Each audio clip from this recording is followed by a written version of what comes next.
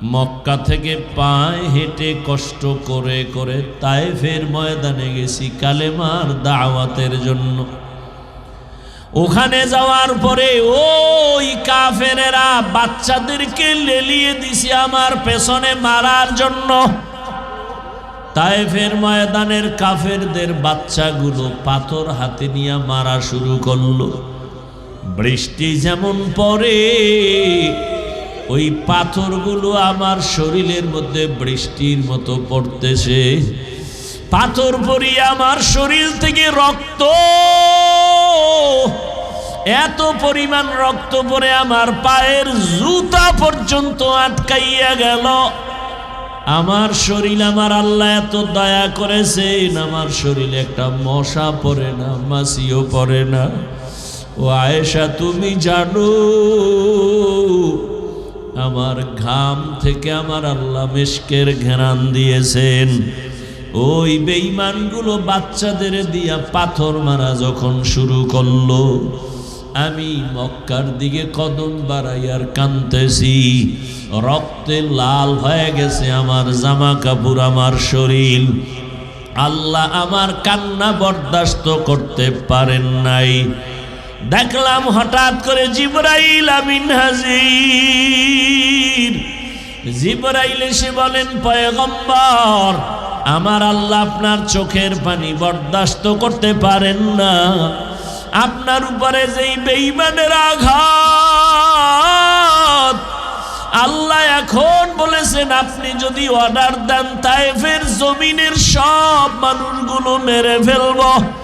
রহমতের নবীর শরীরে আঘাত বরদাস্ত করা যায় না। কেমন মায়ার নবী, নবী চোখের পানি ছেড়ে বলে, জিবরাইল, এই তায়েফের মানুষকে মারিও না, এরা আমাকে চিনে না, এরা জানে না আমি কত বড় ইয়তীম। এই তায়েফের মানুষ জানে না আমি কত বড় মাহারা অসহায়। ওরা জানে না যে আমি কেমন। যদি জানতো আমার শরীরে ওরা আঘাত করতে পারত না। ওদের মারবা না, আল্লাহ হেদায়াত দান করেন। ও আয়েশা, তায়েফের কষ্টের কথা যখন আমার মনে পড়ে, আমার শরীর থেকে কত রক্তের ফোঁটা যে ঝরলো, আমার ওই রক্তের কথা খেয়াল পড়লেই চোখের পানি ধরে রাখতে পারি না। ও আয়েশা, আমি চোখের পানি ফেলে তখন একা একা কান্না করি।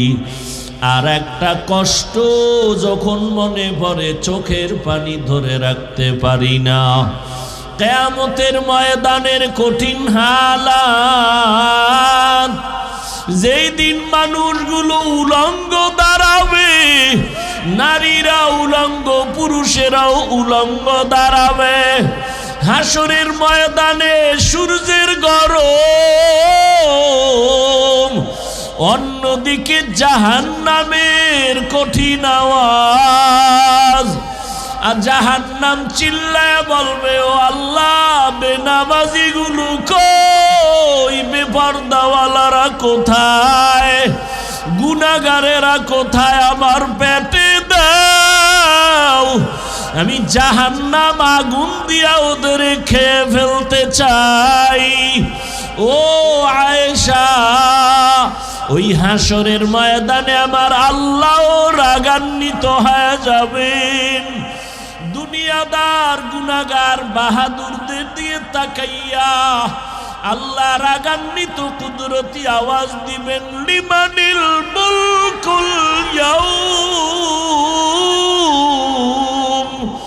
লিল্লাহিল ওয়াহিদিল কাহ্হার। আমার আল্লাহ আওয়াজ দিবে, দুনিয়ার বাদশারা যারা কই, ও টাকার বাহাদুরেরা কই, ও নারী গাড়ির পাগলেরা কই, আয় আয়, দুনিয়াতে বাহাদুরি কম করো না, আয় আজকে আমি মালিকের আদালতে দাঁড়াও, আমার সামনে দাঁড়াইয়া জবাব দাও, আজকের হাসরের ময়দানের রাজত্ব কার? আমি মাওলার আদালতে কারো বাহাদুরি চলবে না। আল্লাহ পাক এমন কঠিন আওয়াজ দিবেন, হাসরের ময়দানটা থরথর করে কেঁপে উঠবে। ওদিকে সূর্যের গরমে গুনাহগারের মাথার মগজগুলো টাস টাস করে ফেটে যাবে, গুনাহগারগুলোর কান্নার আওয়াজ, চোখের পানি শেষ, রক্ত পড়া শুরু হয়ে যাবে। ও আমার বেনামাজি বাবারা, ও বেপরদাওয়ালা বাবারা, ও গুনাহগার বাবারা, মা বোনেরা, কয়দিন দুনিয়াতে বাহাদুরি করবা? চোখের সামনে কত লাশ আর লাশ, কই কত বাড়িওয়ালার আজকে কবরে পড়ে আছে, খবর নাই। কই ক্ষমতার দাপটওয়ালারা, কই? ওরে ক্ষমতার দাপট দিয়াও তো জমিনে টিকতে পারলো না, দুনিয়ায় দাপট ঠেকাইয়াও টিকতে যদি না পারে, হাসরের ময়দান কত ভয়ঙ্কর হবে। ওই দিন কেমনে বাহাদুরি করবারে মুমিন? এখনো সময় আছে, তওবা করে নাও, আমার আল্লাহর কাছে মাথা নত করো রে বাবা। আম্মা জান আয়েশা রাদিয়াল্লাহু তাআলা আনহা, রহমতের নবী কান্না করে, আম্মা জান জিজ্ঞাসা করেন, ইয়া রাসূলুল্লাহ, মাঝে মাঝে আমি তাকায় দেখি আপনি গুনগুন করে আমার হুজুরায় বসে কান্না করেন কেন? রহমতের নবী বলেন, হে আয়েশা, তিনটা কঠিন কষ্টের কথা যখন আমার মনে হয়, আমি চোখের পানি ধরে রাখতে পারি না। এক, আমার অন্তরে যখন খাদিজার কথা মনে পড়ে যায়, আমি চোখের পানি ধরে রাখতে পারি না, কারণ ও আয়েশা, তুমি আমার সুখের দিনের বিবি, খাদিজা আমার দুঃখের সময়ের বিবি। এমন এক সময় আমি জমিনে আসছি, আমি আইসা কোনোদিন আমার আব্বার চেহারা দেখি নাই, একবারও আমি আমার আব্বাকে ডাক দিতে পারি নাই। 6 বছরে মা হারায় ফেললাম, 8 বছর আমার দাদা এত আদর করতেন, আমার 8 বছরে আমার দাদাও চলে গেল। আমি বড় অসহায়, মাও পেলাম না, বাবাও পেলাম না। মা বাবার স্থানে বড় দাদা বড় আদর করে, দাদারেও হারাইলাম। ওই সময় দুনিয়া দারুল আসবাব হিসাবে আমার জন্য দুটো ছায়া, এক ছায়া হলো আমার চাচা আবু তালিব, আর এক ছায়া আমার খাদিজা। আরবের ধনী, সতী, গুণী, বিশ্ব সুন্দরী, সর্বগুণে গুণারা, সম্পদের অভাব নাই, গুণের কোনো অভাব নাই। ওই খাদিজা আমার দুঃখের সময় আমার হাতে ঈমানের দাওয়াত নিয়া তার জীবনের অর্জন করার সম্পদ আমাকে দান করেছে, আর আমি দিনের দাওয়াত দিতাম। খাদিজা আমার জন্য যত কষ্ট করেছে, আমি হেরা পাহাড়ের গুহায় গিয়া আল্লাহর ধ্যানে সময় কাটাইতাম। একদিন দুদিন না, সপ্তাহে সপ্তাহ। অনেক উঁচু পাহাড়, যেখানে কোনো সিঁড়ি নাই, দোকান নাই। এখন তো সিঁড়ি দোকানের অভাব নাই, আবার সরকার রাস্তা বানাইতেছে গাড়ি নিয়ে উঠার জন্য, আবার কেবল সিস্টেমে উঠার সিস্টেম করতেছে। ওই সময় তো পাথরওয়ালা জমিন, চতুর্দিকে দুশ্মন। খাদিজা মহিলা হইয়া নাস্তা নিয়া ওই পাথরওয়ালা জমিন পাড়ায়া ওই পাহাড়ে উঠিয়া আমার হেরা পাহাড়ের গুহায় গিয়া আমার জন্য নাস্তা নিয়া হাজির হয়ে যাইত। আমি কালেমার দাওয়াত দিয়া যত গভীর রাতে আসতাম, ঘরের দরজায় সালাম দেওয়া মাত্র দরজা খুলে ফেলতো। খাদিজাকে একদিন জিজ্ঞাসা করা হলো, খাদিজা বলে, আমি 1 সেকেন্ডের জন্য ঘুমাই না, রহমতের নবী রাস্তায় আছে। জমিনের মধ্যে সন্তান মা বাবাকে ভয় পায়, প্রমাণ। বলে সন্তান মা বাবার সামনে কখনো অন্যায় করে না, শাস্তির ভয়ে, পিটার ভয়ে, বেতের বাড়ির ভয়ে। একটা ছাত্র শিক্ষকের ভয় করে, প্রমাণ। বলে শিক্ষকের সামনে ছাত্র অন্যায় করে না কেন? বেতের বাড়ির ভয়।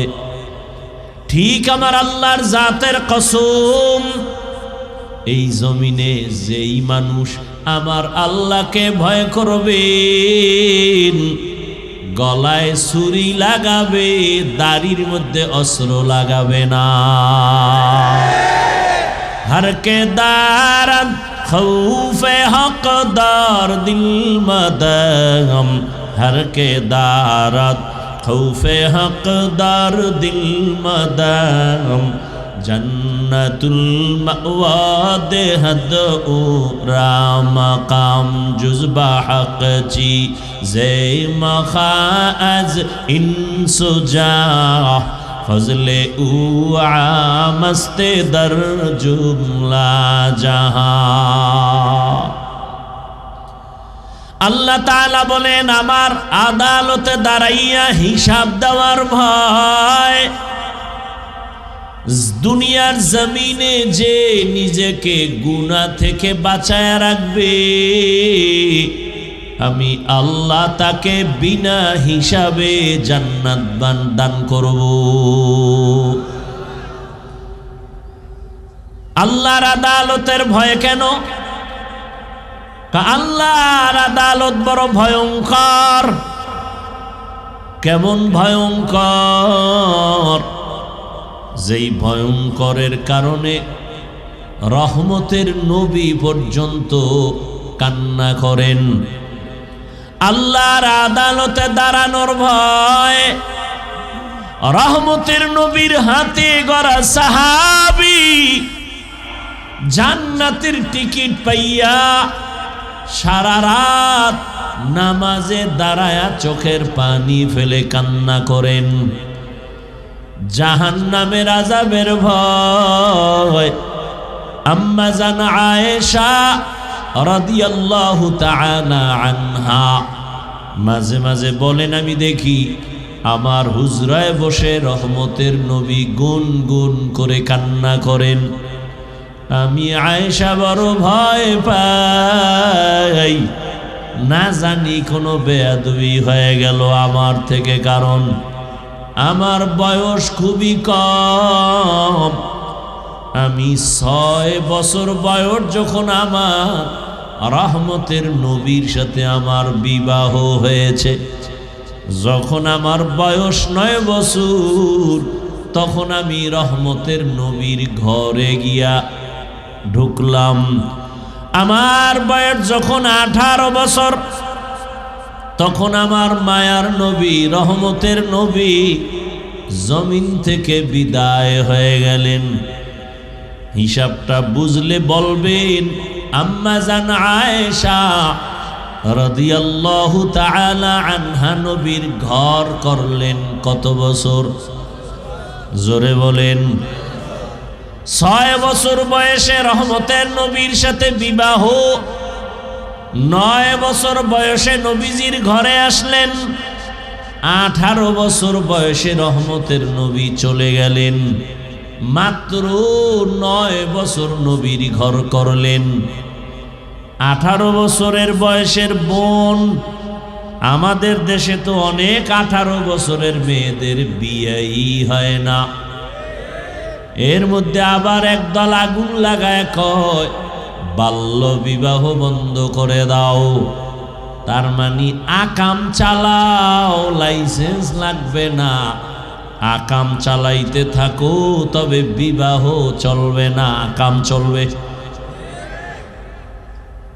ও আয়েশা, ওই খাদিজার কথা যখন আমার মনে পড়ে আমি চোখের পানি ধরে রাখতে পারি না। আর একটা কষ্টের কথা মনে পড়লে আমি আর চোখের পানি ধরে রাখতে পারি না। আমি মক্কা থেকে পায়ে হেঁটে কষ্ট করে করে তায়েফের ময়দানে গেছি কালেমার দাওয়াতের জন্য। ওখানে যাওয়ার পরে ওই কাফেরেরা বাচ্চাদেরকে লেলিয়ে দিছে আমার পেছনে মারার জন্য। তায়েফের ময়দানের কাফেরদের বাচ্চাগুলো পাথর হাতে নিয়ে মারা শুরু করলো। বৃষ্টি যেমন পড়ে ওই পাথরগুলো আমার শরীরের মধ্যে বৃষ্টির মতো পড়তেছে। পাথর পড়িয়ে আমার শরীর থেকে রক্ত, এত পরিমাণ রক্ত পড়ে আমার পায়ের জুতা পর্যন্ত আটকাইয়া গেল। আমার শরীর, আমার আল্লাহ এত দয়া করেছেন, আমার শরীরে একটা মশা পড়ে না, মাছিও পড়ে না। ও আয়েশা, তুমি জানো আমার ঘাম থেকে আমার আল্লাহ মিশকের ঘ্রাণ দিয়েছেন। ওই বেঈমানগুলো বাচ্চাদের দিয়া পাথর মারা যখন শুরু করলো, আমি মক্কার দিকে কদম বাড়াইয়ার কাঁদতেছি। রক্তে লাল হয়ে গেছে আমার জামা কাপড়, আমার শরীর। আল্লাহ আমার কান্না বরদাস্ত করতে পারেন নাই।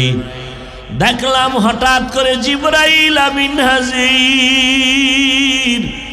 জিবরাইল এসে বলেন, পয়গম্বর, আমার আল্লাহ আপনার চোখের পানি বরদাস্ত করতে পারেন না। আপনার উপরে যেই বেঈমানের আঘাত, আল্লাহ এখন বলেছেন আপনি যদি অর্ডার দেন তায়েফের জমিনের সব মানুষগুলো মেরে ফেলব। রহমতের নবীর শরীরে আঘাত বরদাস্ত করা যায় না। কেমন মায়ার নবী, নবী চোখের পানি ছেড়ে বলে, জিবরাইল, এই তায়েফের মানুষকে মারিও না, এরা আমাকে চিনে না, এরা জানে না আমি কত বড় ইয়তীম। এই তায়েফের মানুষ জানে না আমি কত বড় মাহারা অসহায়। ওরা জানে না যে আমি কেমন। যদি জানতো আমার শরীরে ওরা আঘাত করতে পারত না। ওদের মারবা না, আল্লাহ হেদায়াত দান করেন। ও আয়েশা, তায়েফের কষ্টের কথা যখন আমার মনে পড়ে, আমার শরীর থেকে কত রক্তের ফোঁটা যে ঝরলো, আমার ওই রক্তের কথা খেয়াল পড়লেই চোখের পানি ধরে রাখতে পারি না। ও আয়েশা, আমি চোখের পানি ফেলে তখন একা একা কান্না করি। আর একটা কষ্ট যখন মনে পড়ে চোখের পানি ধরে রাখতে পারি না। কিয়ামতের ময়দানের কঠিন হালাত, যেই দিন মানুষগুলো উলঙ্গ দাঁড়াবে, নারীরা উলঙ্গ, পুরুষেরাও উলঙ্গ দাঁড়াবে। হাসরের ময়দানে সূর্যের গরম, অন্যদিকে জাহান্নামের কঠিন আওয়াজ। আর জাহান্নাম চিল্লায় বলবে, ও আল্লাহ, বেনামাজি গুলো কই, বেপরদাওয়ালারা কোথায়, গুনাহগারেরা কোথায়, আমার পেটে দাও, আমি জাহান্নাম আগুন দিয়া ওদের খেয়ে ফেলতে চাই। ও আয়েশা, ওই হাসরের ময়দানে আমার আল্লাহ রাগান্বিত হয়ে যাবেন। দুনিয়াদার গুনাহগার বাহাদুরদের দিয়ে তাকাইয়া আল্লাহ রাগান্বিত কুদরতি আওয়াজ দিবেন, লিমানিল মুলকুল ইয়াউম লিল্লাহিল ওয়াহিদিল কাহ্হার।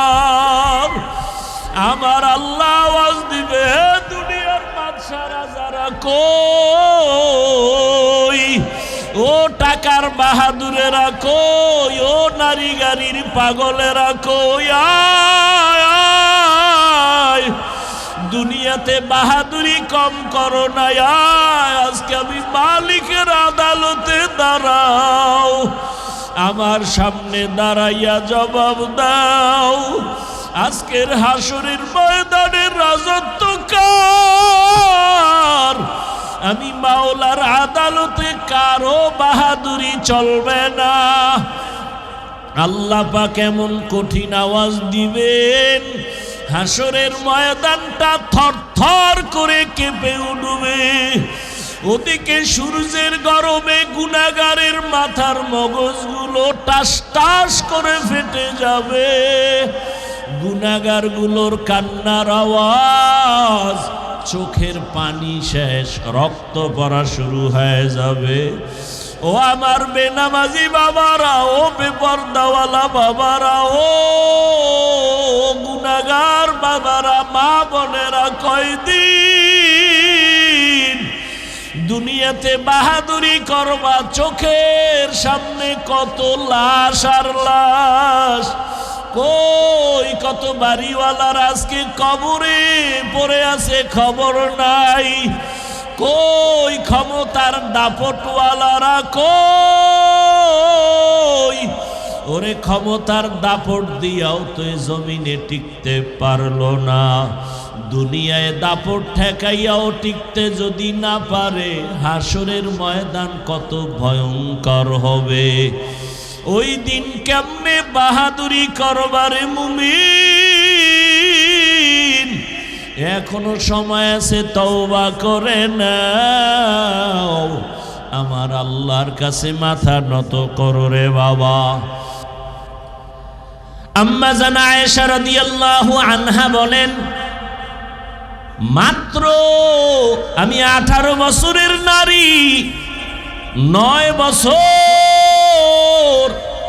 রহমতের নবীর ঘর করে রহমতের নবীর দোয়া পাইয়া কি হয়েছি। আম্মা জান আয়েশা বলেন, আমি 2000-এর উপরে হাদিসের হাফেজা হয়ে গেছি। কয় হাজার? আপনারা পারেন কয়শো? কথা কন না কেন? আপনাদের ঘরের মহিলারা একটাও না, একটা হাদিস না পাইরা আপনি আহলে হাদিস হন কেমনে? জিন্দেগি মে বন্দেগি তু করনা হে, जिंदगी में बंदगी तू करना है, जिंदगी बे बंदगी शर्मिंदा है, जिंदगी बे बंदगी शर्मिंदा है। दुनिया में हो दुनिया का तलबगार ना हो, बाजार से गुजर हो खरीदार ना हो। ये दुनिया एक मिसले कागज फूल है, ये दुनिया एक मिसले कागज फूल है। जिंदगी में बंदगी तू करना है, जिंदगी में बंदगी तू करना है। जिंदगी बे बंदगी शर्मिंदा है, जिंदगी बे बंदगी शर्मिंदा है। जिंदगी में बंदगी कुन बंदगी, बंदगी बे जिंदगी शर्मिंदगी। আমার আদালতে দাঁড়াইয়া হিসাব দেওয়ার ভয়ে দুনিয়াতে যারা গুনাহ থেকে নিজেকে বাঁচায় রাখবে, আল্লাহ তাদেরকে বিনা হিসাবে জান্নাত দিয়ে দিবেন। নবীজি বলেন, ইত্তাকিল মাহারিম তাকুন আবাদান নাস। হে দুনিয়ার উম্মত, তোমরা আল্লাহর নিষিদ্ধ জিনিস থেকে নিজেকে পরহেজ করো, বাঁচায় রাখো, তো আল্লাহ তোমার মর্যাদা মানুষের মাঝে বাড়ায় দেবে। মর্যাদা কে বাড়াবেন? আল্লাহ। মানুষ দুনিয়াতে আসার আগেই কিন্তু আল্লাহ মর্যাদাবান করে মানুষকে বানাইছেন। মানুষ বানাইয়া মর্যাদা দেন নাই, বরং মর্যাদা দিয়া মানুষ সৃষ্টি করেছেন। এখানে কারো কোনো হাত নাই, কারো কোনো পরামর্শ নাই। স্থায়ীভাবে আল্লাহ মানুষকে সৃষ্টির শ্রেষ্ঠ মর্যাদা দিছেন, এরপরে মানুষ সৃষ্টি করেছেন। সিদ্ধান্ত আল্লাহ আগে নিছেন। নূরের সৃষ্টি ফেরেশতারা শ্রেষ্ঠ হবে না, আগুনের সৃষ্টি জিন শ্রেষ্ঠ হবে না, মাটির সৃষ্টি মানুষ যে আমি বানাবো তারা হবে সৃষ্টির শ্রেষ্ঠ। ঘোষণাকার। এই সিদ্ধান্ত কি স্থায়ী না অস্থায়ী? জানা থাকলে বলেন, আল্লাহর এই স্থায়ী সিদ্ধান্ত মানে নাই কে? কে মানে নাই? ইবলিস মানে নাই। কেন মানে নাই? গায়ের জোরে না, যুক্তির ব্যানারে। কিসের ব্যানারে? আল্লাহ বলছিলেন, উসজুদু লি আদম, আদমরে সেজদা করো। ফাসাজাদু ইল্লা ইবলিস, সবাই সেজদা করলো, কে করে নাই? ইবলিস। ইবলিস সেজদা করলা না কেন? ইবলিস বলে, আমার যুক্তিতে মেলে না। কি যুক্তি তোমার? বলে, খালাকতানি মিন নারিন ওয়া খালাকতুহু মিন তিন, আমাকে আপনি সৃষ্টি করেছেন আগুনের দ্বারা, আদমকে বানাইছেন মাটির দ্বারা। মাটির গতি নিচে, উপরে যতই বারে নিচে আসবে, আর আগুনের গতি যতই দাবায় রাখবে উপরের দিকে যাবে। তাহলে আমার গতি উপরে, আমি নিচু হব কেন?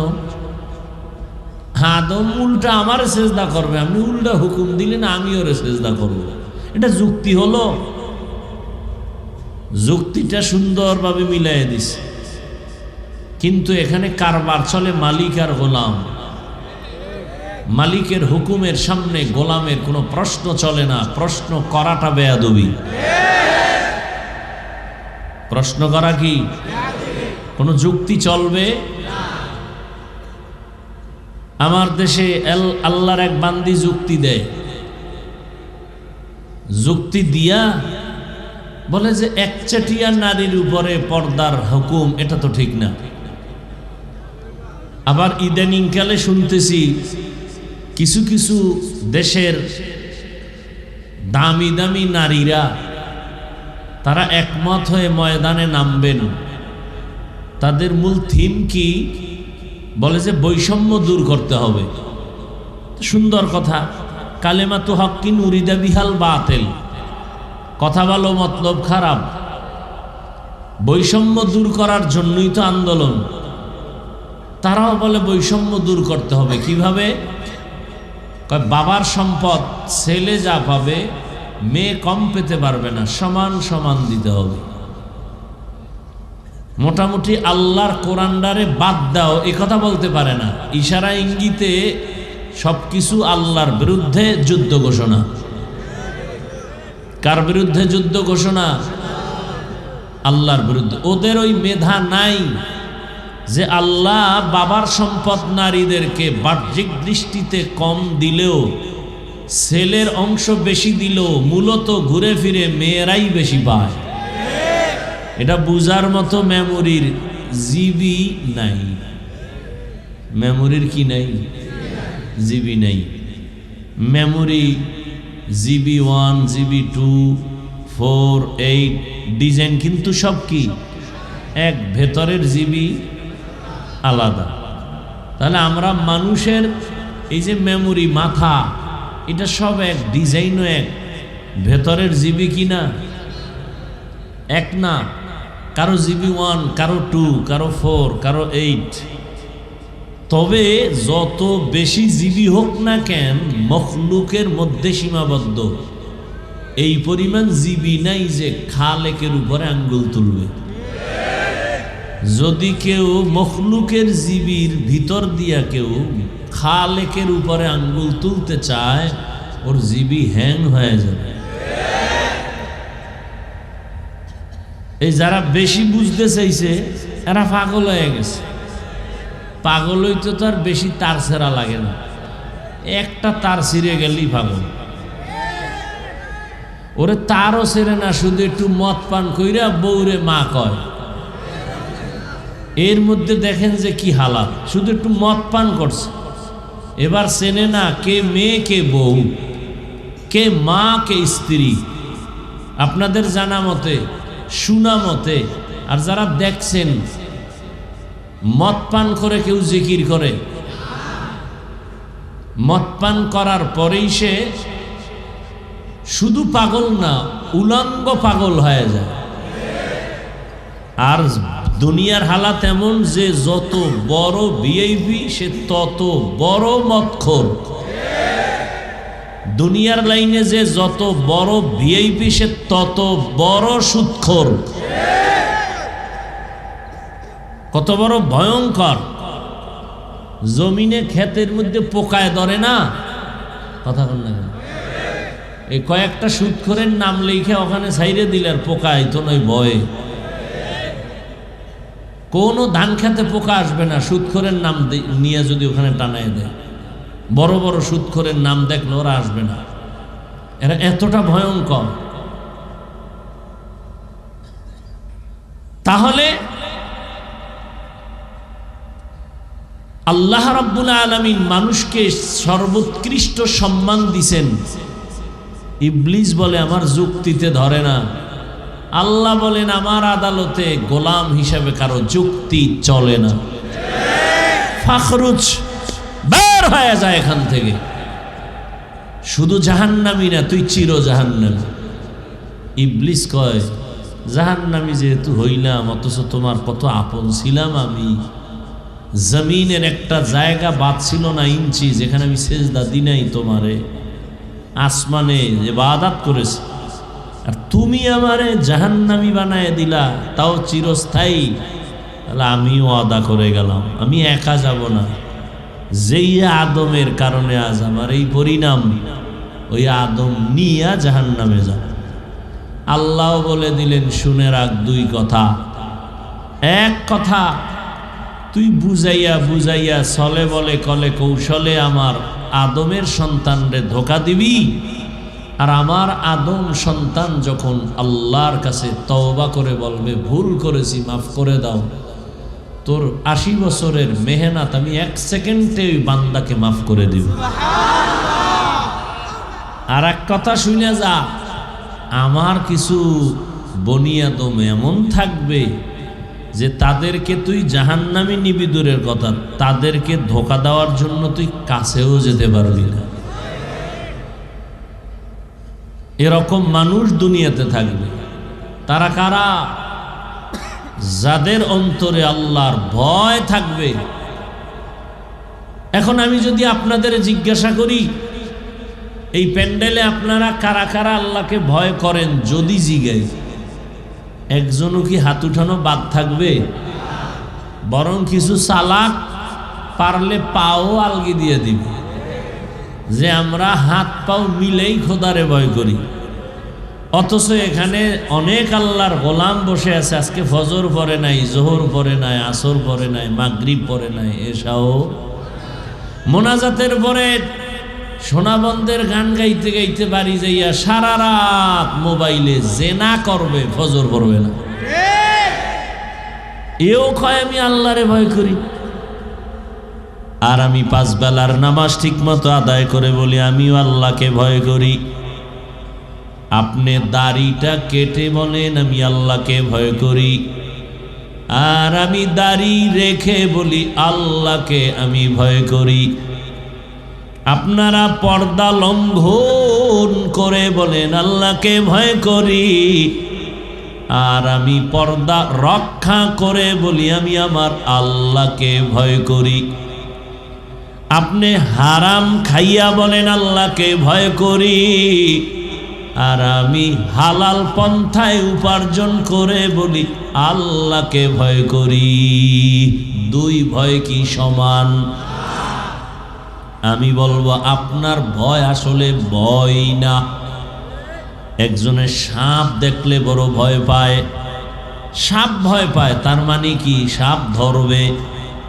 কথা বলেন না কেন? সাপ ধরবে? সাপ ধরবে তো দূরের কথা, আসলেই যদি কেউ সাপরে ভয় পায়, ওই বান্দা সাপ ধরবে দূরের কথা, সাপ যেখানে থাকবে সেখানেও যাবে না। কেন? সাপেরে কি ভয় পায়? তোমার আমার মতো যুবক স্কুল কলেজে পড়ে, জেনারেল লাইনে পড়ে, চাকরি করে, ব্যবসা করে, নামাজির অভাব নাই। বলো বাবা তুমি কেন পারবা না? তোমার মতো যুবক জেনারেল লাইনে থাকিয়া চাকরি করে, RAB, army, police, BDR, doctor, professor, engineer, 5 বেলার নামাজ পড়ে, গাড়ি চালায়, নামাজ ছাড়ে না, নদীর মধ্যে মাছ ধরে, নামাজ ছাড়ে না, কৃষি কাজ করে, নামাজ ছাড়ে না, শ্রমিকের কাজ করে, নামাজ ছাড়ে না, দাড়ি কাটে না, দিনরাত্র কষ্ট করে, আর মা বাবার খেদমত করে। বলো বাবা তুমি কেন পারো না? দাড়ি কাটলে দুনিয়ার তো কোনো লাভ নাই, নামাজ ছেড়ে দিলে তো দুনিয়ায় কোনো লাভ নাই। আজকে তুমি যার পেছনে ঘুরিয়া দুনিয়ার লাভের আশায় নামাজ বাদ দিছো, দাড়ি কেটেছো, এদের খবর নিয়ে দেখো, স্বার্থে আঘাত লাগলে আর তোমাকে চিনে না। ওরে বান্দা যার পিছনে দৌড়াও তারই তো পালাবার কোনো জায়গা নাই। অতএব ওই রাস্তা বাদ দিয়ে আমার মালিকের খুঁজো, আমার মালিকের পেছনে সময় দাও, রসুলের আদর্শের মালা গলায় লাগাও, আল্লাহর কাছে মাথা নত করে তওবা করো, আর আল্লাহকে বলো হে মালিক হাসরের ময়দানে কেমনে দাঁড়াবো তোমার আদালতে? দুনিয়াতে সূর্যের গরম সহ্য করতে পারি না, মশার কামড় সহ্য করতে পারি না, দুনিয়াতে একটা বেতের বাড়ি সহ্য করতে পারি না। ওরে গুনাহগারের যে আযাব, হাসরের ময়দানে গুনাহগারেরা জাহান্নামের আগুনে জ্বলবে, ওই আযাব কেমনে সহ্য করবা? আল্লাহর কোরআন মিথ্যা মনে করিও না রে বাবা, এখনো সময় আছে। চাকরি করো বাধা নাই, স্কুলে পড়ো, কলেজে পড়ো বাধা নাই, ব্যবসা করো বাধা নাই, নামাজ আদায় করো, মা বাবার দোয়া নাও, শিক্ষকের দোয়া নাও, উলামায়ে কেরামের পরামর্শ নিয়ে নবীর আদর্শ মতে চলো, নামাজ ছাড়িও না রে বাবা। আল্লাহর কাছে তওবা করো, 2 ফোঁটা চোখের পানি ছেড়ে আমার মালিকের ডাক দাও, অন্তর দিয়া ডাকো আর বলো হে মালিক দুনিয়াতে তো কম রং তামাশা করলাম না, দুনিয়ার পেছনে ঘুরিয়া দাড়ি তো কম কাটলাম না, বেপরদায় কম চললাম না, জীবনে বহু নামাজ সারলাম রে আল্লাহ। আজকে থেকে আর নামাজ সারবো না, বেপরদায় চলবো না, মা বাবাকে কষ্ট দিব না, শিক্ষকের দোয়া নিয়া, উলামায়ে কেরামের পরামর্শ নিয়া নবীর তরিকা মেনে চলবো। আর নামাজ ছাড়বো না, বেপরদায় চলবো না, দাড়ি কাটবো না। তওবা করার মতো যদি নিয়ত হয়, খাঁটি হাত, খাঁটি তওবার নিয়তে দুটো হাত আল্লাহকে দেখায়া দাও। আয় আল্লাহ আমাদের তওবা কবুল করে নেন। আয় আল্লাহ গুনাহমুক্ত জীবন দান করেন। তওবার উপরে মজবুত হইয়া চলার তৌফিক দান করেন, আমিন। আলহামদুলিল্লাহি রাব্বিল আলামিন, والصلاة والسلام على سيد الأنبياء والمرسلين وعلى آله وأصحابه أجمعين يا أرحم الراحمين يا أرحم الراحمين